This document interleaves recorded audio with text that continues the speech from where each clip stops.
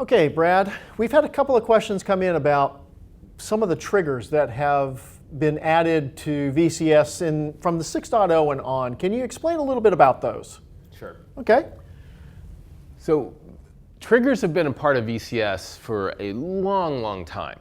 Right? And traditionally, the key parts about triggers is these are defined events that are created by VCS. For example, a service group going online. So we call that post online. And then if a customer wants to utilize it, they create a trigger, which is an executable. Could be a shell script, could be a program, whatever they want, and it has to have a specific name corresponding to that event. So for example, post online in all lowercase characters, and then it has to be in a specific location. It has to be in OP, BRTS, VCS, bin triggers. So that's the traditional triggers, and those still exist. There's a lot of triggers that do that way. But in 6.0, we actually introduced some really cool new features. One of the new features we introduced was a attribute called triggers enabled. This is a service group and a resource attribute, but I'm really going to focus on service groups because that's the most typical usage of triggers. The cool thing about triggers enabled is prior to that, you only could have one trigger. So for example, post online, it had to be here, and so if you had 10 service groups, but you really only wanted 3 of them to execute the post online trigger, it was tough because the fact that the trigger existed would cause it to get executed for every single service group. So now within the trigger, you actually had to be careful with the code you wrote to make sure it only executed for the 3 you wanted. Well, that gets solved with triggers enabled. So what happens is for each service group, you can explicitly say what triggers you want them to use. So if you don't want any triggers to be used by a service group, you don't set this. If you want post online, post offline, whatever, then you set that. So it really helps focus down on just the key triggers. The second major thing that added, and this is actually my favorite, is called another attribute called trigger path.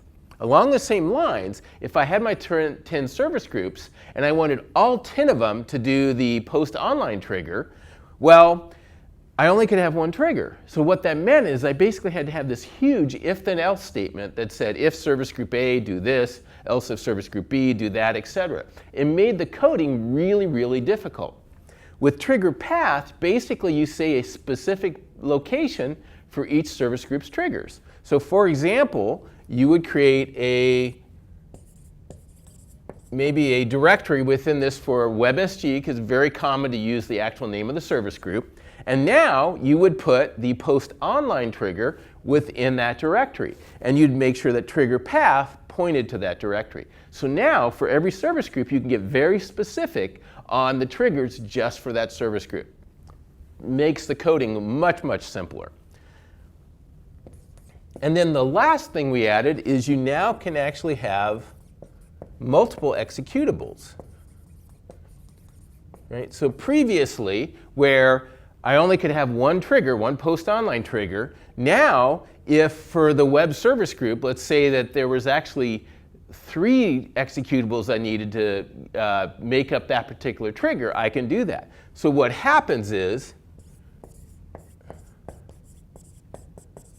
you would actually add to the path, because you do this in conjunction with the path, and instead of this being an actual trigger, it's going to be an it's going to be an actual directory. Then inside that directory, you put the different triggers. They have to be T and some numbers. So for example,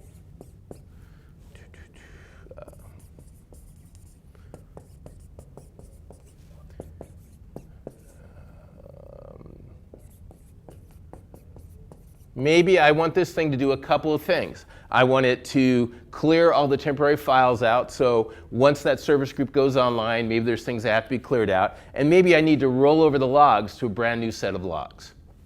So those are the key new features for triggers in 6.0 up. Great. This is definitely a big enhancement for VCS. Absolutely. As far as the triggers are concerned. It allows our customers to be able to do a whole lot more with the triggers. Thanks, Brad, for taking the time to explain to us the new triggers.